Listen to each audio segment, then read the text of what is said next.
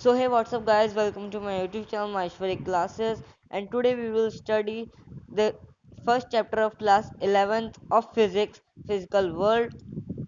So let's get started. तो जैसा कि आप लोगों को पता है, जो लोग भी क्लास 11 में साइंस और साइंस मैथ्स ले रहे हैं उनके फिजिक्स में चैप्टर आएगा ही आएगा, ये कंपलसरी है।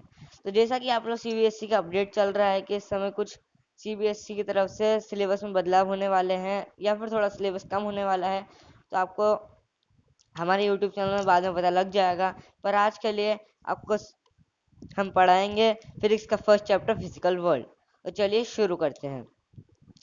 तो फिजिक्स का चैप्टर फर्स्ट में आता है, जो कि आपको हम बताना चाहेंगे कि साइंस होती क्या है। Science is a systematic and organized attempt to acquire knowledge about the surrounding through observations, experiments and verification. तो साइंस एक सिस्टमेटिक और ऑर्गेनाइज तरीका है जिससे कि आप नॉलेज यानी कि ज्ञान पा सकते हैं आपके आसपास की सराउंडिंग्स, आपके आसपास की वातावरण का कुछ ऑब्जर्वेशन, एक्सपेरिमेंट और वेरिफिकेशन करके। वो आप कर सकते हैं कुछ सिस्टमेटिक साइंटिफिक मेथड के तरीके। तो कुछ साइंटिफिक मेथड हैं आपको नीचे लिखे हुए हैं। तो सबसे पहले आता है systematic observation, reasoning, mathematic modelling, theoretical prediction. तो सिस्टमेटिक ऑब्जर्वेशन का मतलब है कि आपको उसकी पूरी तरह से अच्छे से जांच करनी होगी।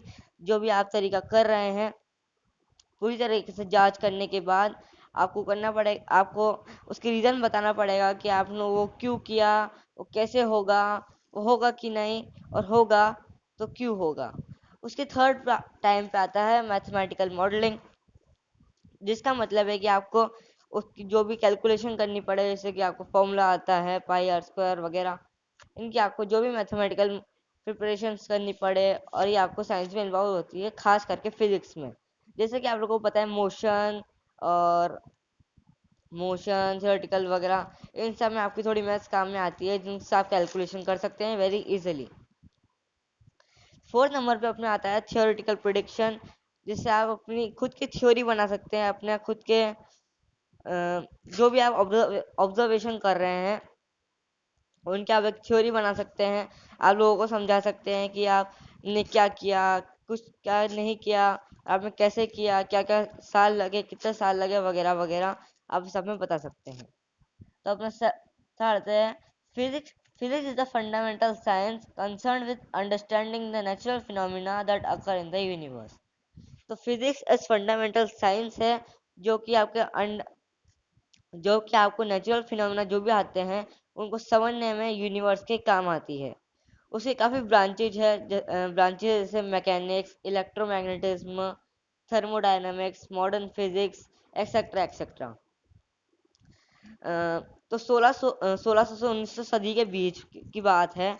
तो थ्री ब्रॉड एरियाज है वो डेवलप किए गए थे, दे टुगेदर कॉल्ड फिजिकल, जिसे साथ में कहते हैं क्लासिकल फिजिक्स। तो ये जो थ्री एरियाज है ये आपको स्टडी करने में काम आते हैं, जैसे कि क्लासिकल मैकेनिक्स, थर्मोडायनेमिक्स, इलेक्ट्रोमैग्नेटिज्म। पर 1905 में it became apparent that the classical ideas failed to explain several phenomena. तो जैसा कि मैंने आपको बताया 1905 में ये कुछ अपीरेंट है जो कि फेल हुए कुछ कुछ फिनोमेना निकालने में। Then some new theories were developed in what is called the modern physics, such as special relativity, quantum mechanics, etc. उसके बाद जो न्यू थ्योरीज बनी, जो भी डेवलप हुई, उसको अपन लोग कहते हैं मॉडर्न फिजिक्स, जैसे कि special relativity, quantum mechanics, etcetera etcetera. तो जितने भी आपके ये हैं, जैसे न्यूटन लॉ है, ये सब पुराने हैं। जैसे कि ये हैं 1800 से 1900 के बीच के। और 1905 की जो नई थ्योरीज आई है, जैसे कि अम, कुछ भी ले लेते हैं अपन, जैसे जो भी नई थ्योरीज आई है उन्हें मॉडर्न मैकेनिक्स कहेंगे। जैसे कि आपका बोमन थ्योरी ले लो वगैरह वगैरह। उसके बाद अपने फोर्थ नंबर पे जो आता है वो है scope excitement of physics. The scope of the physics is very broad and cover a wide range of magnitude of the physical quantities such as length, mass, time and energy. तो scope of physics जो है वो काफ़ी बड़ी है, और आपकी जो वाइड रेंज ऑफ एप्टीट्यूड है उसको कवर करती है फिजिक्स के क्वांटिटीज को, जैसे कि length, mass, time and energy. ये आपका जो चार थिंग्स है, लेंथ, मास, टाइम और एनर्जी, ये आपकी पूरी फिजिक्स में और मैथ्स में बहुत काम आने वाली चीजें हैं। आपको पता ही होगा लेंथ, मास, टाइम और एनर्जी क्या होती है, फिर मैं आपको एक बार बता देता हूँ। लेंथ होती है लंबाई, मास होता है आपका जो भी प्रोडक्ट है उसका वेट, टाइम होता है समय, आपको सबको पता है। एनर्जी होती है उसके अंदर जो कितनी पावर लग रही है उस चीज को एक जगह से दूसरी जगह ले जाने में और उसको खिसकाने में। So it deals with the macroscopic world like galaxies and the universe, as well as microscopic world like nucleus of an atom and fundamental particles like electrons, protons, neutrons, etc. तो ये जो आपकी स्कोप ऑफ साइंस है ये आपकी deal करती है microscopic like galaxies, universe वगैरह में। जैसा कि आप लोग जानते हैं कि आप माइक्रोस्कोप और टेलीस्कोप से इन सबको देख सकते हैं। अब माइक्रोस्कोप से जो एटम है, न्यूक्लियस ऑफ द एटम होता है, उनको भी देख सकते हैं अगर उनको गौर करें। जैसे फंडामेंटल पार्टिकल्स हैं, ये आपके जो गैस पार्टिकल्स हैं उनको आप देख नहीं सकते, जैसे कि इलेक्ट्रॉन, प्रोटॉन और न्यूट्रॉन है। ये एटम के तीन पार्ट्स, तीन पार्टिकल्स नहीं कह सकते, ये तीन चीजें होती है जो एक एटम कंटेन्स करता है। और एटम के बीचों बीच एक न्यूक्लियस भी प्रेजेंट होता है, जैसे कि आप लोगों ने पढ़ा होगा 8th 9th 10th क्लास में। Immense excitement is involved in the study of physics since it explains every naturally occurring phenomena with a set of rules so that clear understanding can be achieved. The challenge to carry out imaginative new experiments to unlock the secrets of nature, to verify or refute theories is really exciting. तो जो भी आपके experiment है physics में, जो भी आते हैं रूल्स हैं, ये कहना चाह रहा है कि आप उनको काफ़ी एक्साइटमेंट के थ्रू उनको वेरीफाई करें और जो नेचर में जो सीक्रेट रखे हैं उनको भी समझने की कोशिश करें, जो कि पुराने ज़माने के लोग आपके लिए छोड़ के गए हैं। तो 5th नंबर पे अपना आता है physics in relation to other science. Physics is a very significant branch of the science which plays a crucial role in understanding the development pertaining to the other branch of the science such as chemistry, biology, etc. तो जैसा कि आप लोगों को पता है physics जो है वो बहुत सिग्निफिकेंट और वेरी इंपॉर्टेंट ब्रांच है साइंस की, जो कि प्ले करती है बहुत crucial role in understanding the development pertaining to the other branch of science। तो जो भी आपका ये तीन ब्रांच होती है साइंस की, फिजिक्स, केमिस्ट्री, मैथ्स। तो आपकी जो फिजिक्स है वो आपकी अंडरस्टैंड करती है साइंस, केमिस्ट्री और बायोलॉजी को समझने की। तो पहले नंबर पे आती है physics in relation to mathematics. The study of the physics variable led to the idea of differentiation, integration and the differentiation equation, meaningful interpretation and the differentiation equation, meaningful interpretation of mathematics become physics. तो जो भी आपकी जो differentiation आता है integration में, काफ़ी equations में और वेरिएबल्स में, इनके आपकी मैथमेटिक्स काम में आती है। जो भी आपके फिजिक्स लगते हैं, जैसे आपको टाइम निकालना है, एरिया निकालना है वगैरह वगैरह, फिजिक्स में आपकी मैथमेटिक्स काम में आती है। सेकेंड नंबर पे अपनी आती है physics in relative to chemistry. The concept of X-ray differentiation and the radioactive has helped to distinguish between the various solids and to modify the periodic table। तो जो आपका एक्सरे का डिफरेंशिएशन और radio activity हुई थी, वो आपको help किया था डिस्टिंग्विश करने में, बहुत सॉलिड्स में पीरियोडिक टेबल्स को मॉडिफाई करने में। तो जैसा कि आप लोग जानते हैं 10th क्लास में आपने पढ़ा होगा कि जो पीरियोडिक टेबल है पुराने ज़माने में आधी खाली छोड़ दी गई थी, और आधी जो बनाई थी वो ऊपर और नीचे के एलिमेंट्स एक ब्लॉक में ही थे। तो उसके बाद उसको जब डिस्टिंग्विश किया गया तो उसके बाद काफ़ी एलिमेंट्स निकल के आए और एटम्स निकल के आए, जो कि पीरियोडिक टेबल में आपको मिल जाएंगे। और मैं आपको पीरियोडिक टेबल का नॉलेज बाद हमारी वीडियोस में दे दूंगा। तो उसके बाद आता है understanding the bounding and chemical structure of the substances is easy with the help of concept of integration between various particles.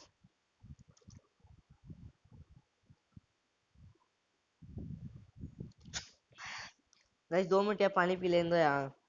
10 minute हो गए बोलते बोलते, पानी पी लेने दो, गला दुखने लग गया।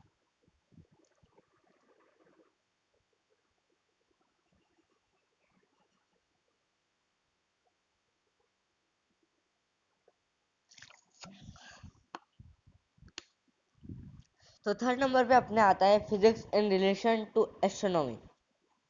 तो ऑप्टिकल टेलीस्कोप जो आते हैं वो रिफ्लेक्ट करने में और रिफ्रैक्ट करने में काम आते हैं। जो भी आपके एनेबल्ड मैन यानी जो भी आपका इंसान है वो टेलीस्कोप से देख रहा है, वो आपके स्पेस को एक्सप्लोर करने में, स्पेस के अराउंड को जो कुछ भी है उसको दिखाने में, डिस्कवरीज वगैरह में आपके जैसे कि रेडियो टेलीस्कोप होते हैं, ये काम आते हैं आपके एस्ट्रोनॉमी करने में।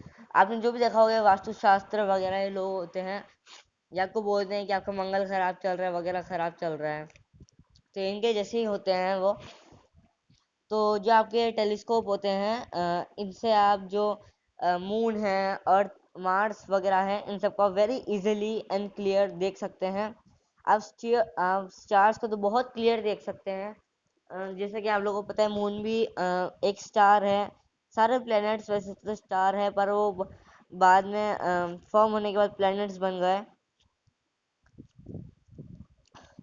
तो फोर्थ नंबर पे अपने आता है physics in relation to biology. The conceptual study of pressure and its measurements helped us to know blood pressure and hence the functioning of heart. Invention of X-ray developed the field of diagnostic electrons and optical microscopic designs have revolutionized the study of medical science. तो आपकी जो physics है वो biology में भी relate करती है। जैसे कि आपकी स्टडी होती है, आपको प्रेशर मेजरमेंट इन सब के, जैसे ब्लड प्रेशर वगैरह में आपकी काम आती है। इन सब में आपको निकालना तो प्रेशर मेजरमेंट ही पड़ता है, जो कि आपको फिजिक्स में काम आता है। तो जैसा कि आपको पता है कि ब्लड प्रेशर कैसे निकाला जाता है, एक नोब पे प्रेशर बना के उस पर 1 मिनट में कितनी हार्ट बीट हिट कर रही है उसका आपको ब्लड प्रेशर निकल जाता है। उसके बाद आपकी जो इन्वेंशन हुआ था एक्सरे का, वो भी डेवलप्ड हुआ था field of diagnostic electrons and optical microscope designs of study of medical science. तो जब एक्सरे का डेवलपमेंट हुआ था आपके, सॉरी सॉरी सॉरी गाइस, गलती से हो जाता है। तो जब भी आपका इन्वेंशन हुआ था एक्सरे का, वो डेवलप्ड हुआ था आपकी फील्ड ऑफ डायग्नोस्टिक में, इलेक्ट्रॉन्स और जो भी आपके माइक्रोस्कोपिक डिजाइंस थे उनको पढ़ने में, मेडिकल साइंस के अंदर। तो 5वें नंबर पे अपने आता है physics in relation to metrology.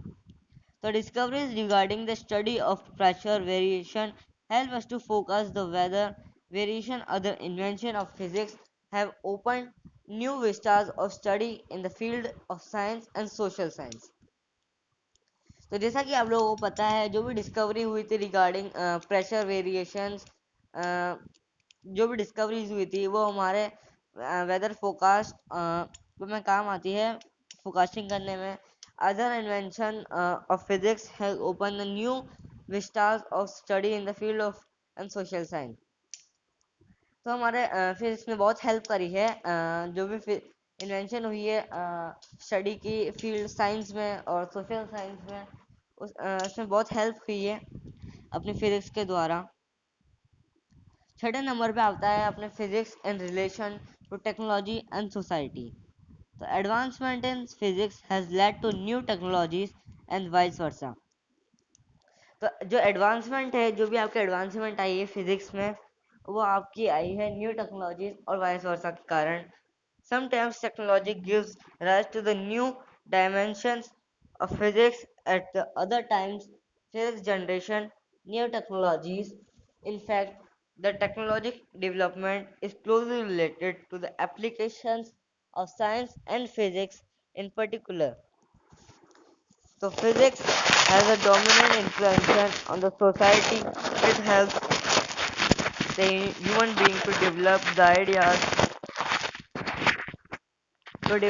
ideas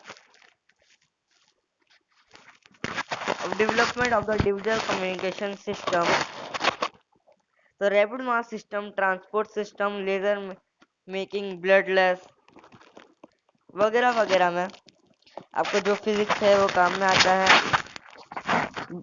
guys आप ही पढ़ लेना वीडियो को पॉज करके, क्या मेरा गला दुखने लग गया है। आप पूरा पैराग्राफ वीडियो को पॉज करके पढ़ लेना है, एक बार आपको समझ में आ जाएगा इजीली। तो तो आपके जो फंडामेंटल फोर्स होते हैं नेचर में, उसमें आपके जो वो चार होते हैं, माइक्रोस्कोपिक और माइक्रोस्कोपिक वर्ल्ड में तो ग्रेविटेशनल फोर्स होता है पहला, दूसरा होता है इलेक्ट्रोमैग्नेटिक फोर्स, तीसरा होता है स्ट्रॉन्ग न्यूक्लियर फोर्स और चौथा होता है वीक न्यूक्लियर फोर्स। तो ये जो यूनिफिकेशन होते हैं फोर्स के quite basic quest in the physics. The electromagnetic and the weak nuclear force have now been unified and seen as the aspect of a single electroweak force and the strong force. तो आपका जो unification आया है force में वो काफी quest है या फिर कंप्रेस करके मान लो आप फिजिक्स के अंदर काफी सिमिलर है। तो आपका जो इलेक्ट्रोमैग्नेटिक है, जो स्ट्रॉन्ग इलेक्ट्रोमैग्नेटिक और वीक न्यूक्लियर फोर्स जो भी है आपका, वो यूनिफाइड किया गया है और बाद में सीन किया गया था सिंगल इलेक्ट्रोविक फोर्स के द्वारा और स्ट्रॉन्ग फोर्स के द्वारा।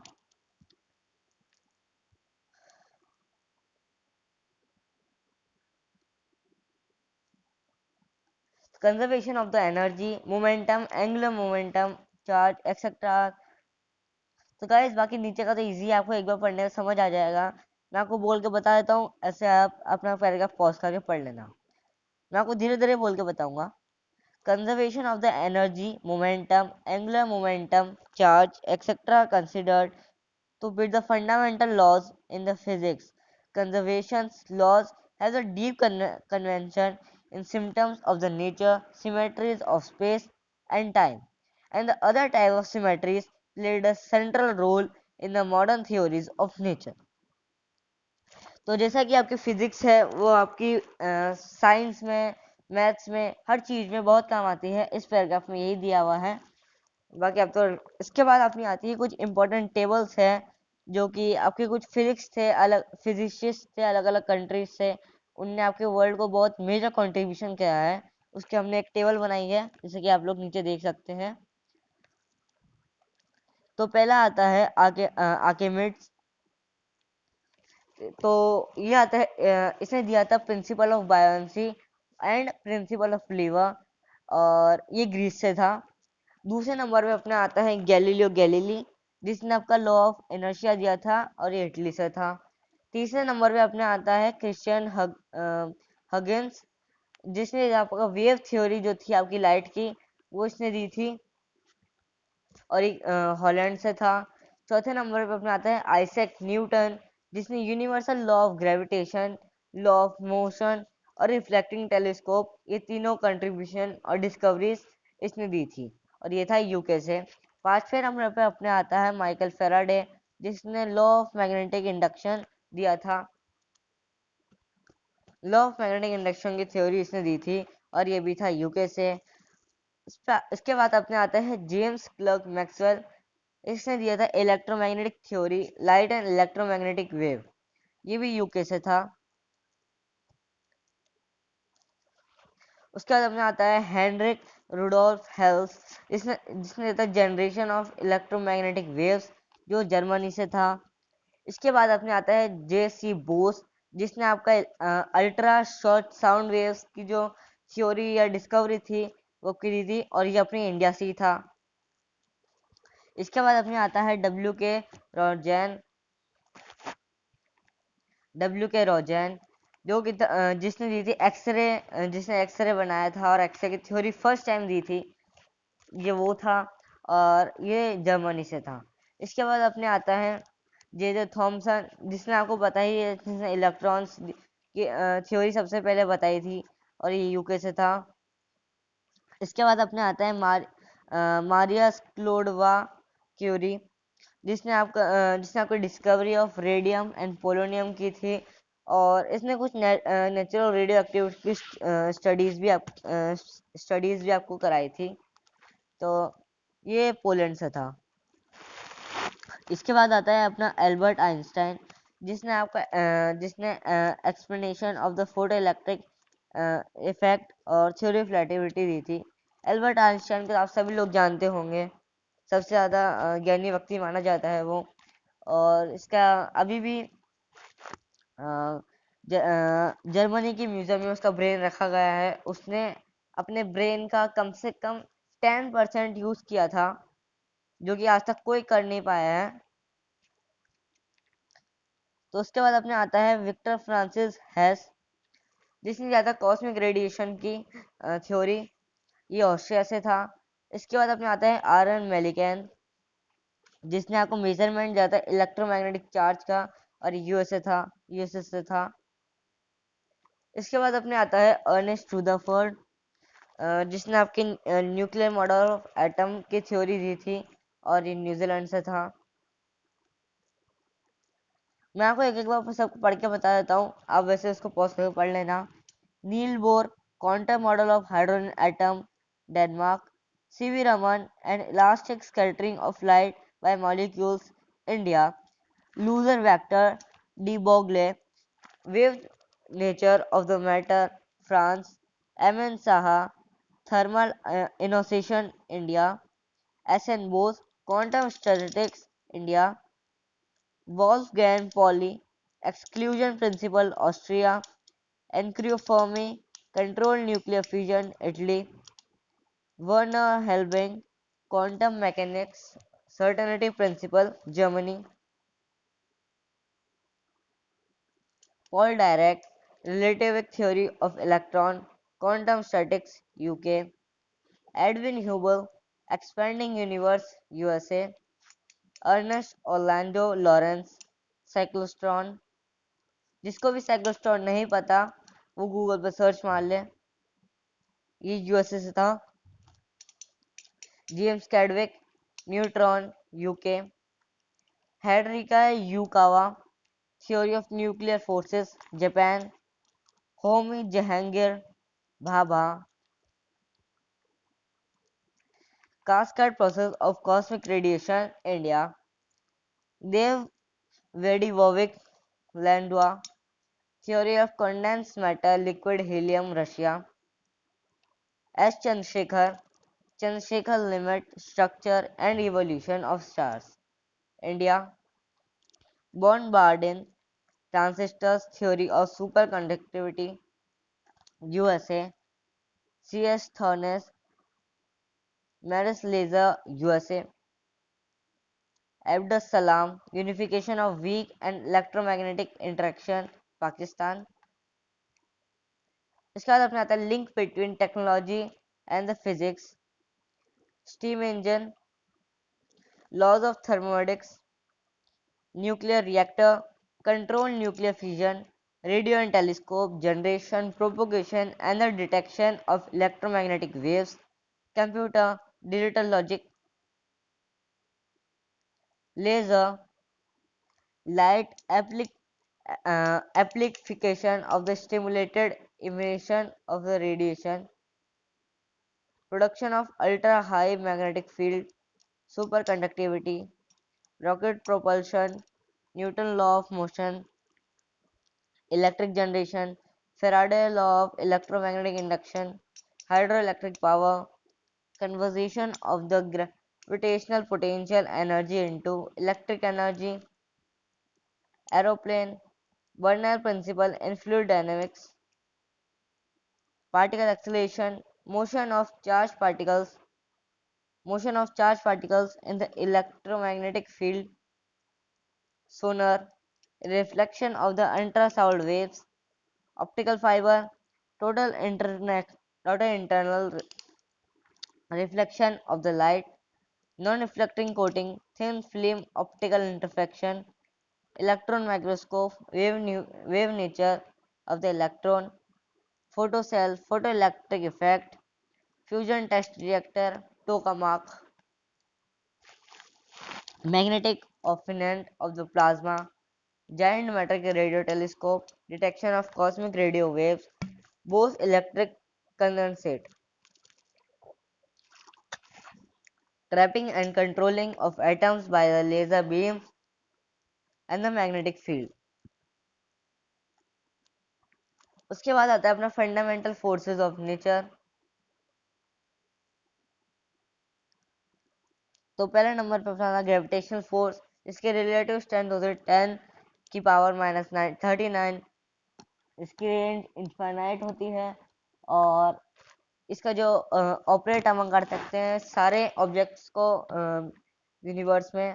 वीक न्यूक्लियर फोर्स 10 की पावर माइनस 13।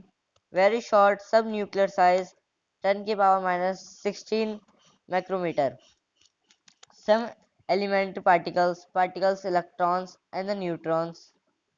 Electromagnetic force 10 की power minus 2, infinite. Charged particles, strong nuclear force 1, short nuclear size 10 की power minus 15 micrometer.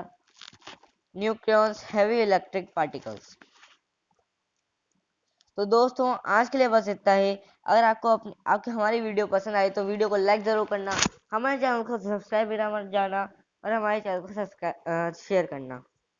दोस्तों अभी लॉकडाउन का समय है और मैं आपको अपनी सिचुएशन बताऊं तो मैं काफ़ी गरीब हूँ। ऐसे बताना तो नहीं चाहिए पर मेरे डैड को कैंसर है और मेरी मम्मी हर अलग अलग घरों में झाड़ू पोछा करने जाती है। मैं अपनी फैमिली को थोड़ा सपोर्ट करना चाहता हूँ। तो फ्रेंड्स प्लीज़ मेरे चैनल को जल्दी से 1000 सब्सक्राइबर्स और 4000 आवर्स का वॉच टाइम जल्द से जल्द कराने की कृपा करें। इसमें आपकी बहुत मेहरबानी होगी।